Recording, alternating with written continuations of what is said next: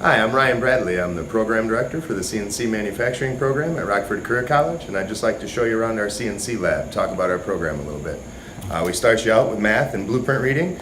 Blueprint reading is one of the most important things in our trade, so we like to start with that, get you used to everything we're going to look at, and then we work on 15 weeks of programming so you can learn the G&M code programming that we use. It's specific to the machining industry. We have our simulator set up over here. We actually take you through and show you some CAD/CAM programming so you can learn to design your own projects. And then we operate on the G&M code as well, the old school system of programming, where it's been running on this for 60 years, so there are a lot of machines out there that run on G&M code.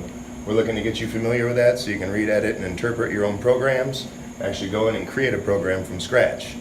Once we get you through the programming, the blueprints, and the mathematics, we take a walk over to our mill and our lathe, where you'll be asked to design, create, and produce your own project. You'll actually have to set up, run the machines, select your own tooling, design your product, and then actually create it. Our last class is the capstone project, and that is what you do. You design, create, and build your own product. So we have one lathe and one mill, both from the Haas Corporation. Take you through, show you everything I know about them.